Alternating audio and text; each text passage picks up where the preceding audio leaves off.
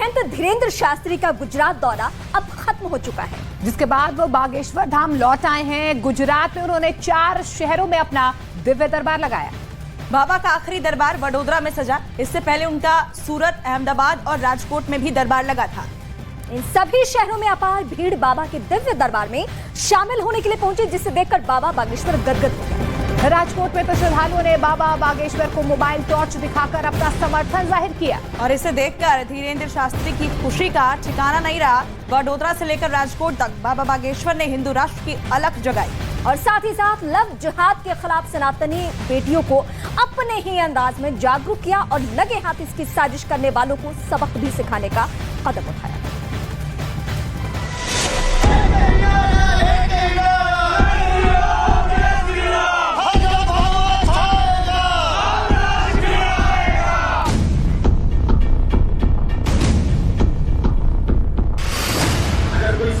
विरोध करेगा तो ठटरी कौन कौन मारेगा? अगर कोई हिंदुओं का विरोध करेगा तो ठटरी कौन कौन मारेगा? संतों का अगर कोई विरोध करेगा तो ठटरी कौन कौन मारेगा? अगर कोई हमारे धर्म ग्रंथों के बारे में उल्टा बोलेगा तो घर से बाहर कौन कौन निकलेगा? अगर कोई हमारे नाम पर उंगली उठाएगा या काल्पनिक कहेगा तो उनका कलिया मुंह कौन कौन करवाएगा? पक्का पक्का।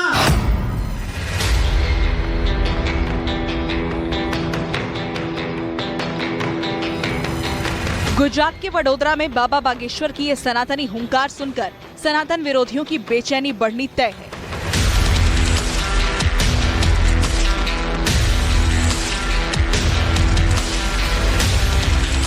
हिंदू राष्ट्र का अभियान छेड़ चुके बाबा बागेश्वर ने वडोदरा में इसके अगले चरण की शुरुआत कर दी।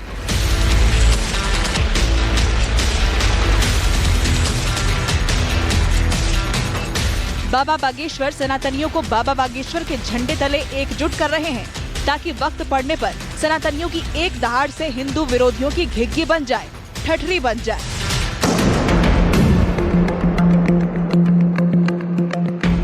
बालाजी, बजरंगबली और बागेश्वर सरकार के परम भक्त धीरेंद्र शास्त्री ने वडोदरा से पहले गुजरात के राजकोट में दिव्य दरबार लगाया था, जहां उन्होंने हिंदुओं की बेटियों को लव जिहाद के खिलाफ आंखें खोलने वाला पाठ पढ़ाया और समझाया कि कैसे वो ऐसे फरेबियों के चंगुल से खुद को बचा सकती हैं, जो उनके इर्द गिर्द बहरूपिया बनकर मंडराते हैं और मौका मिलते ही जिहादी जल्लाद बन जाते हैं।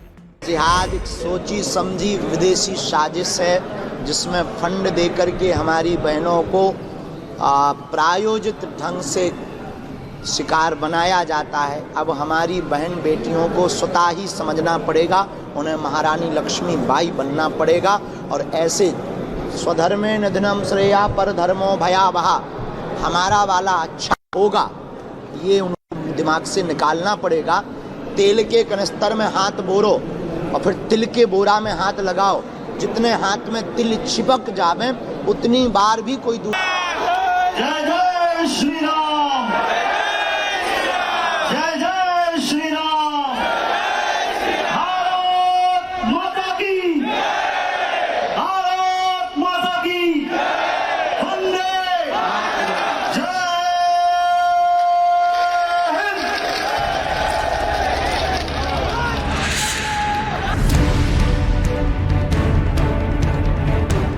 धर्म का झंडा बुलंद कर चलने वाले बाबा बागेश्वर एक साथ 3 मुद्दों पर फोकस कर रहे हैं: हिंदू राष्ट्र, सनातन संरक्षण और लव जिहाद। धीरेंद्र शास्त्री जिस रास्ते पर चल रहे हैं, जिन मुद्दों को उठा रहे हैं, उससे उनकी जान को खतरा हो सकता है। इसलिए इंटेलिजेंस रिपोर्ट के आधार पर एमपी सरकार ने उन्हें वाई कैटेगरी की सुरक्षा दी है, जिसके बाद बाबा का हिंदू राष्ट्र अभियान और तेज हो चला है। शहर शहर बाबा बागेश्वर की धूम है। वो जिस भी शहर में दिव्य दरबार लगाते हैं, उस शहर के अगल बगल के शहरों के लोग भी खुद को बाबा के दरबार में आने से रोक नहीं पा रहे। बिहार में तो बाबा बागेश्वर के दरबार में इतनी भीड़ पहुंच गई कि दरबार को स्थगित करना पड़ा, क्योंकि वहां बाबा के दरबार में समूचे बिहार के अलावा यूपी, झारखंड और ओडिशा से भी श्रद्धालु पहुंच रहे थे, जिसकी वजह से बाबा के दरबार में तिल फेंकने की भी जगह नहीं बची थी। बाबा बागेश्वर की लोकप्रियता इन दिनों मशहूरियत के चरम को चूम रही है। बड़े से बड़ा नेता, बड़ी से बड़ी हस्ती उनके आगे नतमस्तक है। ऐसे में चर्चाएं तेज हो गई हैं कि आने वाले वक्त में बाबा बागेश्वर अपने एक इशारे पर किसी भी सूबे की सरकार बनवा सकते हैं, क्योंकि आध्यात्मिक जुड़ाव बड़ा मजबूत और अटूट होता है, जो उसूलों और विचारधाराओं पर भी भारी पड़ता है। अब देखना होगा कि बाबा बागेश्वर का हिंदू राष्ट्र अभियान और लव जिहाद के खिलाफ जन जागरण क्या रंग लाता है। और बाबा बागेश्वर ने गुजरात की धरती से एक बार फिर से हिंदू राष्ट्र की हुंकार भरी और अपने विरोधियों को खुलेआम चुनौती दी। उन्होंने कहा कि हिंदू राष्ट्र के विरोधियों की ठठरी बन जाएगी और इस काम में रुकावट डालने वाले सभी विरोधियों की साजिशें नाकाम हो जाएगी। बाबा बागेश्वर ने हिंदू राष्ट्र के लिए सनातन जीवन शैली अपनाने को कहा है और हिंदू परिवारों में एकजुटता बढ़ाने की गुजारिश भी की है लोगों से। बिल्कुल, और राजकोट के मंच से बाबा बागेश्वर ने हिंदुओं को एक छत्र के नीचे एकजुट होने की अपील की और कहा कि अगर हिंदू एकजुट हो जाएं, तो समुद्र भी उन्हें रास्ता देने के लिए मजबूर हो जाएगा। और इसी के साथ उन्होंने हिंदू एकता के साथ साधुओं की सुरक्षा भी बेहद जरूरी बताया और इसकी मांग उन्होंने सरकार से की है।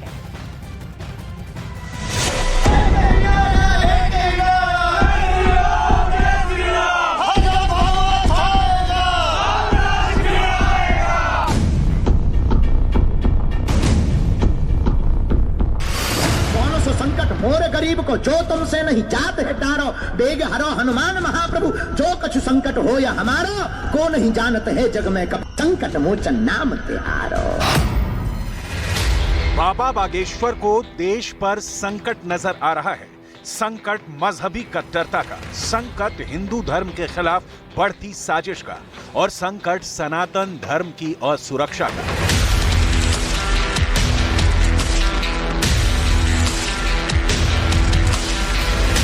इसीलिए हाथ में हनुमान जी की गदा लेकर खड़े हो गए हैं अंजनी पुत्र के परम भक्त धीरेन्द्र शास्त्री और बागेश्वर बाबा। और छेड़ दिया है हिंदू राष्ट्र का महाअभियान।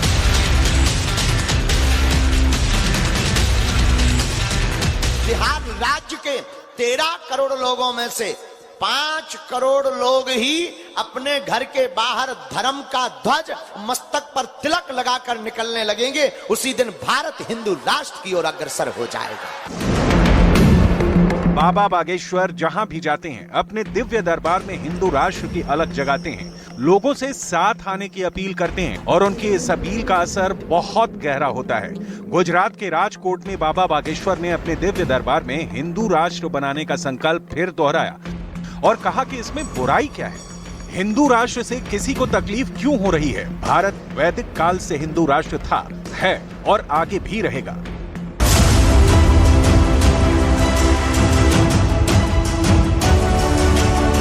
त्रिकालदर्शी का चमत्कार दिखाने वाले बाबा बागेश्वर को किसी भी इंसान का भूत, वर्तमान और भविष्य सब बता देते हैं। तो क्या उन्होंने भारत का भविष्य भी देख लिया है?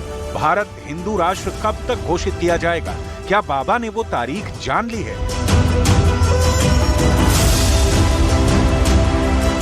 बिहार से लेकर गुजरात तक बाबा बागेश्वर अपने दरबार में आने वाले सभी श्रद्धालुओं से एक ही अपील करते आ रहे हैं कि माथे पर तिलक लगाकर घर से निकलो, उस घर से जिस पर धर्म ध्वजा लहरा रही है।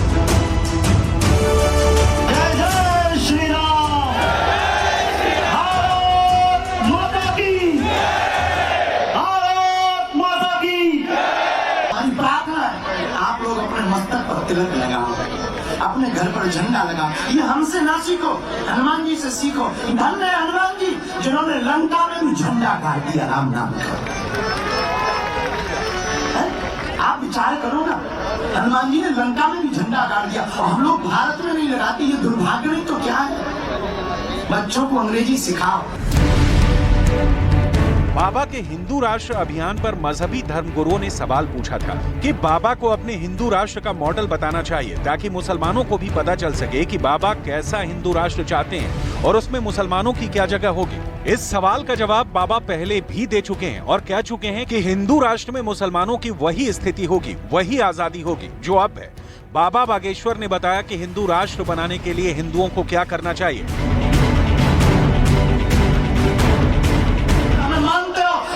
हम के मानते हो, हमारा कोई निजी स्वार्थ नहीं, हम तो पूरे भारत को जगाने निकले हैं। जब तक भारत को हम एक नहीं कर देंगे तब तक चैन से नहीं बैठेंगे। हमारी प्रार्थना है आप लोग अपने मस्तक पर तिलक लगाओ, अपने घर पर झंडा लगाओ। ये हमसे ना सीखो, हनुमान जी से सीखो। धन्य है हनुमान जी जिन्होंने लंका में भी झंडा गाड़ दिया राम नाम का। आप विचार करो ना, हनुमान जी ने लंका में भी झंडा गाड़ दिया और हम लोग भारत में नहीं लगाते। ये दुर्भाग्य नहीं तो क्या है।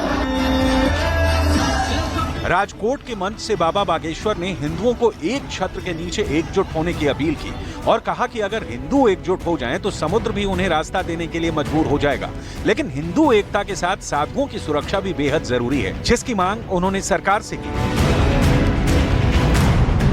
सनातन का तिरंगा लहराएगा अगर एकता होगी तो, लेकिन एक बात बोले, वर्तमान में भारत के सभी संत और जो भी धर्म की चर्चा करते हैं ऐसे पत्रकारों को भारत सरकार को सुरक्षित रखने की जिम्मेदारी है। बहुत जरूरी है क्योंकि बहुत आक्रमण होते हैं, संतों पर भी बहुत आक्रमण होते हैं। आज राजकोट के सभी महात्मा हमसे मिलने आए, महाराज जी पूरी बात बता रहे थे। हमें लग रहा था कि बताओ महात्मा कितने राष्ट्र के लिए अपने भावों को प्रकट कर रहे हैं, कितना जी रहे राष्ट्र के प्रति। हमारा तो हृदय गदगद हो गया। हमें तब एक ही चौपाई याद आ रही थी कि इन महात्माओं का तो केवल हनुमान जी रक्षक के साथ ही संत के तुम रखो। लेकिन हम भारत सरकार से प्रार्थना करेंगे, भारत को अगर विश्व गुरु बनाना है तो पहले नशा बंद किया जाए, भारत के राष्ट्र हितैषी कार्य करने वालों को सुरक्षित रखने की व्यवस्था की जाए। बाबा बागेश्वर के हिंदू राष्ट्र में हिंदुओं की एकजुटता, संतों की सुरक्षा और बेटियों को लव जिहादियों से बचाने के मुद्दे शामिल हैं। लिहाजा बाबा ने राजकोट के मंच से लव जिहाद का भी जिक्र किया और कहा कि हाथ पर कलावा बांधने वाले फरेबियों को हमारी बहनें पहचाने और ऐसे जिहादियों से रानी लक्ष्मीबाई बनकर निपटें। पुजारी हर शनिवार और मंगलवार सनातन की शिक्षा देना प्रारंभ करते हैं। बस सभी मंदिरों के पुजारी शनिवार और मंगलवार सनातन की शिक्षा दीक्षा देना प्रारंभ कर दें ताकि हमारी बेटियों को लव जिहाद के चक्कर में कोई कायर बहका न पाए। वो कलावा बांध कर आवे, हमारी बहनें बहक ना जावे। बहुत हो गया ढोंग धतूरा भारत में, अब हमारी बेटियों से भी प्रार्थना है, तुम्हें अब रानी लक्ष्मीबाई बनना ही पड़ेगा। मुश्किल नहीं, कायम नहीं, तुम्हें अब महारानी लक्ष्मीबाई बनना ही है। बाबा बागेश्वर का हिंदू राष्ट्र अभियान जारी है। वो देश भर में घूम घूम कर एक पंथ कई काज कर रहे हैं। वो राम और हनुमान की भक्ति में लीन है। वो हिंदू राष्ट्र अभियान के अगुवा हैं। वो सनातन की आवाज बुलंद करने वाले जोशीले नौजवान हैं जो सनातन की धर्म ध्वजा पकड़कर आगे आगे चल रहे हैं और उनके पीछे चल पड़ा है लाखों भारतवासियों का हुजूम।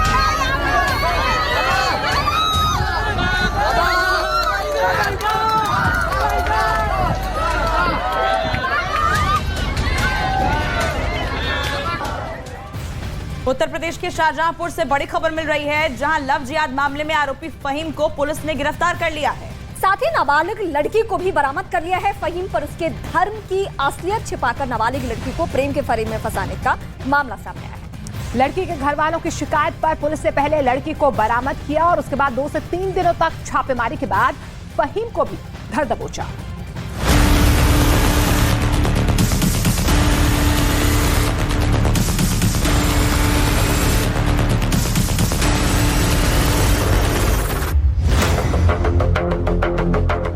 शहर शहर लव जिहाद की साजिश, मोहब्बत की आड़ में धर्म का धोखा, लव, मजहब और धोखा। दिल्ली में देश की बेटी की निर्मम हत्या ने सभी को झकझोर कर रख दिया है। दिल्ली में लड़की की हत्या के बाद लव जिहाद का जिन्न एक बार फिर बोतल से बाहर निकल आया है। दिल्ली, उत्तर प्रदेश, राजस्थान से लेकर छत्तीसगढ़ और झारखंड तक देश के किसी न किसी कोने से हर रोज मोहब्बत की आड़ में लव जिहाद की खबरें सामने आ रही हैं। शहर शहर मोहब्बत के नाम पर मजहबी साजिश और प्यार के नाम पर अवैध धर्मांतरण की साजिशों के आरोप लग रहे हैं। पुलिस की जांच के बाद ही सामने आएगा कि दिल्ली मर्डर केस के पीछे लव जिहाद का कितना एंगल था। लेकिन देश की राजधानी में देश की बेटी की हत्या के साथ ही देश के दूसरे हिस्सों से भी लव जिहाद के मामलों की चर्चा और खबरें आनी शुरू हो गई हैं, जहां मुस्लिम लड़कों पर हिंदू बनकर लड़कियों के साथ मोहब्बत की आड़ में जबरन धर्म परिवर्तन के आरोप लगाए जा रहे हैं। रांची में मॉडलिंग करने वाली भागलपुर की बेटी ने अत्याचार के खिलाफ आवाज उठाई तो रांची से लेकर मुंबई तक पुलिस महकमे में खलबली मच गई। सालों तक यश बनकर उसके भरोसे के साथ खेलने वाला आरोपी तनवीर खान निकला। पीड़ित लड़की का आरोप है कि तनवीर ने उसके साथ नजदीकियां बढ़ाई और उसे अपने प्रेम जाल में फंसाया। जब तनवीर ने पीड़ित लड़की पर धर्म परिवर्तन कर निकाह के लिए दबाव बनाया, तब पीड़ित लड़की उससे पीछा छुड़ाने के लिए मुंबई चली गई, लेकिन तनवीर ने वहां भी उसका पीछा नहीं छोड़ा और मुंबई पहुंचकर उसे परेशान करने लगा। 2020 में मैं एक्टिंग और मॉडलिंग के लिए यश मॉडल्स गई, जो रांची में है। वहाँ मेरी मुलाकात यश से हुई। 4 महीने बाद मुझे पता चला कि उसका नाम तनवीर अख्तर खान है। होली के टाइम पे उसने मेरे खाने में, ड्रिंक में कुछ नशीली चीज़ें मिलाकर पता नहीं क्या पिलाया, लेकिन उसने मेरी कुछ आपत्तिजनक तस्वीरें निकाल ली, जिसको दिखाकर वो मुझे पिछले 2 साल से ब्लैकमेल करता आ रहा है। अब उसकी बात ना मानने पे वो मुझे धमकी दे रहा है, वो मुझे मारने तक पे उतर आया है कि वो मुझे अब तक धर्म परिवर्तन के लिए, शादी करने के लिए बार बार फोर्स कर रहा है। हर मुमकिन कोशिश की उसने मुझे लालच भी दिया। उसने मुझे अपनी कंपनी का 50% प्रॉफिट रखने के लिए बोला। मेरे पास पेपर्स हैं, तो मैं फिर भी नहीं मानी और अब वो मुंबई आके मुझे मारने की कोशिश भी कर रहा है और मुझे धमकी पे धमकी दे रहा है। मेरे घर वालों को परेशान कर रहा है, उनको धमकी दे रहा है। मेरी पुलिस प्रशासन से यही विनती है कि प्लीज़ इस पर जल्द से जल्द कार्रवाई करें, क्योंकि वो कब क्या कर देगा इसका कुछ पता नहीं है। वो मुंबई आके मुझे मारने की कोशिश कर चुका है और खुलेआम कर चुका है। मैं किसी भी हालत में अपना धर्म परिवर्तन नहीं करूंगी, न ही उससे शादी करूंगी। उधर उत्तर प्रदेश के कानपुर में एक और लव जिहाद का मामला सामने आया, जहां एक हिंदू महिला ने एक शख्स पर शादी का झांसा देने और अपनी पहचान छिपाकर उस पर धर्म परिवर्तन का दबाव बनाया। बरेली में भी एक ब्यूटी पार्लर चलाने वाली महिला ने लव जिहाद का मामला दर्ज कराते हुए एक शख्स पर पहचान छिपाने और प्यार के जाल में फंसाकर हैवानियत की सभी हदें पार करने का आरोप लगाया है, जिसमें पुलिस ने केस दर्ज कर जांच शुरू कर दी। प्रकार की एक कंप्लेंट थाना सुभाष नगर पर प्राप्त हुई है, जिसका संज्ञान लेते हुए त्वरित कार्रवाई करते हुए पुलिस ने इसमें मुकदमा दर्ज कर दिया है और जो भी तथ्य सामने आएंगे उनकी जांच करते हुए अग्रिम विधिक कार्रवाई अमल में लाएगी। राजस्थान के उदयपुर में एक 22 साल की लड़की के साथ दिल्ली जैसी ही दरिंदगी हो जाती अगर वक्त रहते पीड़ित लड़की के परिजनों ने पुलिस में शिकायत न की होती। पीड़ित लड़की का आरोप है कि वो करीब 1.5 साल पहले उदयपुर के एक निजी कॉलेज में होटल मैनेजमेंट का कोर्स कर रही थी, जहां उसकी मुलाकात आशु नाम के एक लड़के से हुई थी, जो असल में आशु नहीं मोहम्मद आसिफ भुट्टो था। आरोप है कि आशु नाम का नकाब ओढ़े आसिफ ने लड़की से दोस्ती बढ़ाई और फिर धर्म परिवर्तन कर शादी का दबाव बनाने लगा। लड़की ने मना किया तो उसे धमकी भी देने लगा। हद तो तब हो गई जब दिल्ली में साहिल की दरिंदगी के बाद आसिफ ने लड़की को उसी तरह का अंजाम भुगतने की धमकी दी, जिससे डरी सहमी लड़की ने फौरन पुलिस में शिकायत की। आरोप ये भी है कि पहले भी आरोपी ने पीड़ित के साथ मारपीट की थी और लव जिहाद की साजिश में उसकी पूरी फैमिली शामिल थी।